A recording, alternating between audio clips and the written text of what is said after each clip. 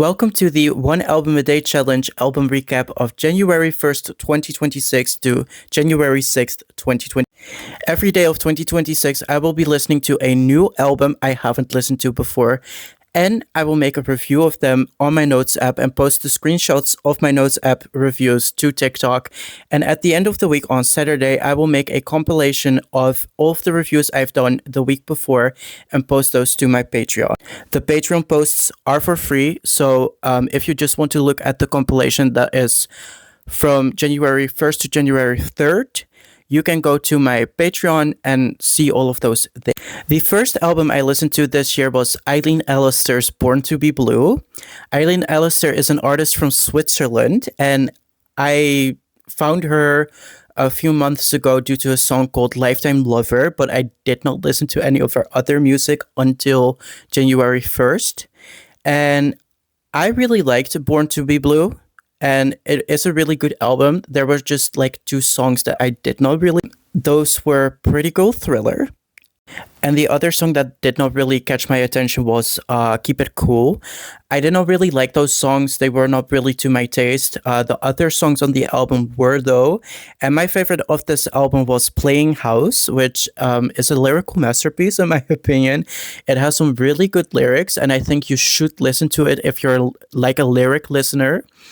Yeah, it was a really good song. I've been playing it today for like a few times, and yeah, it is like really that good. Like Playing House, put it on right now. Eileen Alister, Playing House.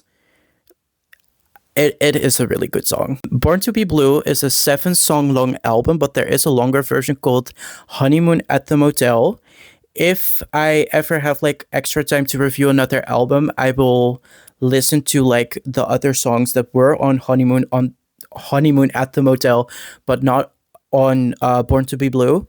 And I will re-rank the Born to be Blue ranking with the new songs from Honeymoon at the Motel. On January 2nd, I listened to Paradís by Júlia Colom, and Júlia Colom is an artist from Mallorca, and she sings in the Mallorcan dialect of Catalan. This album really feels like a love letter towards Mallorca and towards the Catalan language, and it did make me feel at home, even though I'm not from Mallorca myself, but it really gave like a very listening to stories at home told by your father or by your mother before bed. It really gave like that feeling to me in a certain way, or like going to the beach and listening to some musicians there and just listening to a really good story accompanied by music. My favorite song from this album was Una Ilha per tu y per yo. It means an island for you and for me.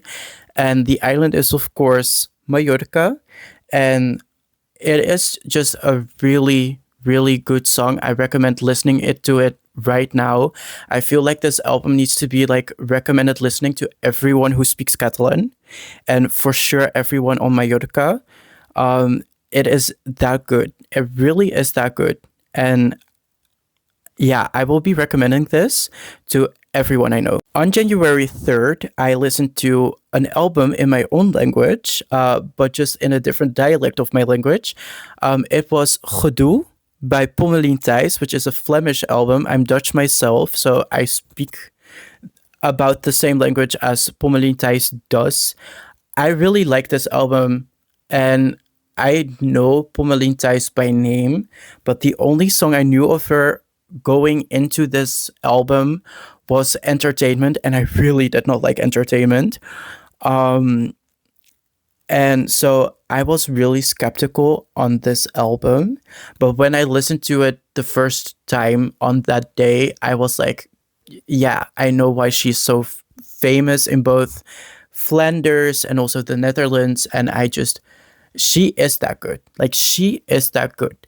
But with this album, I constantly had the feeling like she was holding back, and like she was only giving like half of her power, and that she has so much more to give, which is like also really funny because my favorite song really means like the best is yet to come, het beste moet nog komen.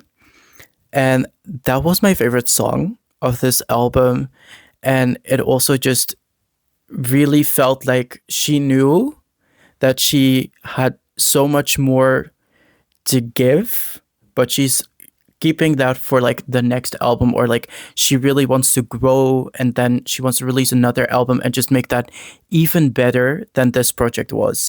This album has a lot of rock elements. This album is, I think, like 13 songs long, 12 songs long, 11 songs long, like about that. But it is really good. I really recommend everyone to listen to it. And yeah, it is that good. And it really felt like I was listening to like the music that is popular right now, but in my own language, which is like really fun. And yeah, I love this album. On January 4th, I listened to Two of a Kind by like Goldielocks, and I really was disappointed by this album, not because it's a bad album, just because like most of the songs sounded so similar to each other that I had a hard time ranking this album, but also like knowing to what song I was listening to. Before I went into this album, I already knew Made Of, because like I'm a big Eurovision fan, and I watched like the UMK performance of Made Of, and I really loved it. And I also knew the song with Teja, which is who is an Austrian Serbian songwriter who also participated at Eurovision and also wrote the winning song of 2025. Yeah, I think those songs really were like the standouts of this album, and the other songs just didn't get their own character and their own moment, which was really sad. The songs are really good on their own, but as an album, it just didn't work for me because it felt too perfectly curated to a point where everything just sounded the same. On January 5th, I listened to Ruby by JENNIE, and I did not really know JENNIE. I'm not a Blackpink stan. I did know like Lisa's solo music, but I really did not know JENNIE's solo music. I only knew Mantra, and I was positively surprised by this album. I already liked Mantra. Like Mantra was one of my most played songs of last year. I was just surprised with how good the quality was throughout the album, because I really did not know her, but also I think I found my new favorite song in Zen. I really love that song. I've been listening to that on repeat for multiple days now. I also bought the CD, which I never thought I would do this project and buy a CD immediately after listening to an album. I also immediately bought like Lisa's solo album with it. Because I also really loved that album. I do think Lisa's album is a little bit better than JENNIE's album, because JENNIE did choose to keep some songs on this album that really did not add to this album, like the Dua Lipa collab and the Kali Uchis and Childish Gambino collab, which I felt like were singles that could have been released in like the summer after the album released. And I still feel like they did not really fit the album. I also was planning on ranking the intro. I eventually like decided to not do that, but I ranked the intro above those two songs. On January 6th, I listened to Lexie Lou's Teenage Ramble, and I already knew Pop Girl going into this album, and I really loved Pop Girl. It did not end up becoming my favorite song in the end. My favorite song of this album became X. Yeah, this is just a really fun, cute pop album. There are some like darker elements towards the lyrics. The lyrics are very easy to follow. The lyrics are simply like simple. The lyrics are very simple, but they're still well written, which is like a thing most pop writers don't know how to do. So she did a really good job with that. And yeah, it's just a really good album. It's another really good album. I also recommend this one.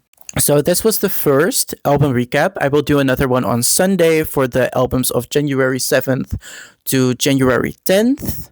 And I will quickly do a review of my album of today because I haven't posted that yet.